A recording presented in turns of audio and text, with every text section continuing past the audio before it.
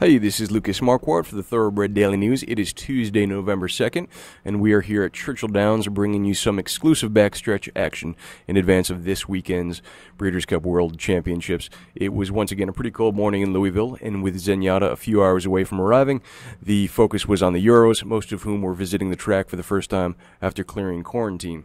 The star of the show was Goldikova, the Wertheimer brothers' brilliant dual-mile winner, who goes for an unprecedented third Breeders' Cup win Saturday. Looked good on the track. She looks to have handled the trip well. Trainer Freddie Head was supposed to get in Tuesday night and be at Churchill Wednesday morning. Goldikova drew the 10-hole in the mile. Probably not ideal, but she's a filly with plenty of tactical speed. She'll be able to save some ground and be running late. Also hitting the track Tuesday was the ARC winner and Epsom Derby winner Workforce. He goes in the Breeders' Cup turf. Like Goldikova, the 3-year-old seemed to handle the trip pretty well.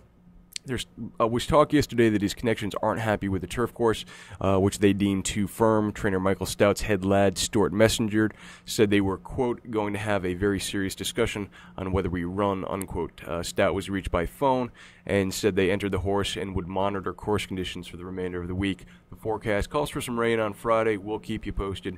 Workforce drew the 6-hole for the turf and was installed as the 7-5 choice.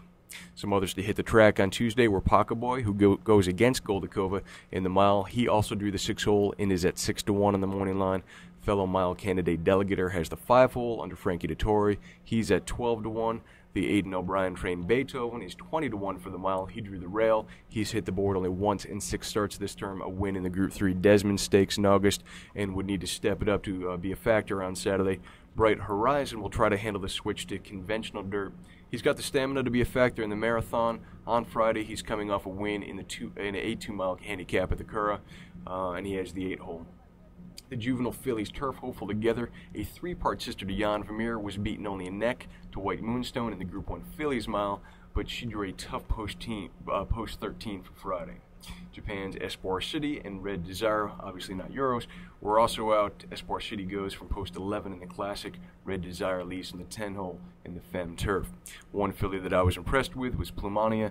She won the Group 1 Prix de Saint-Cloud in June. She came back with a runner-up tried at Midday in the Prix Vermeil, then was a very disappointing 17th in the ARC against the boys. If she can rebound from that race, she should be tough in the Filly and Mare Sprint, or Filly Mare Turf rather. She looked bright and alert Tuesday, I thought.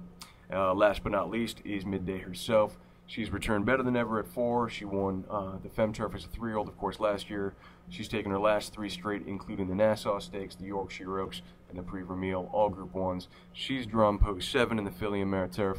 Thomas Quealy once again will be in the irons. Her ever-popular trainer, Henry Cecil, was on hand yesterday at Churchill. He took a long time with reporters. Cecil was winning his first Breeders' Cup race last year with Midday.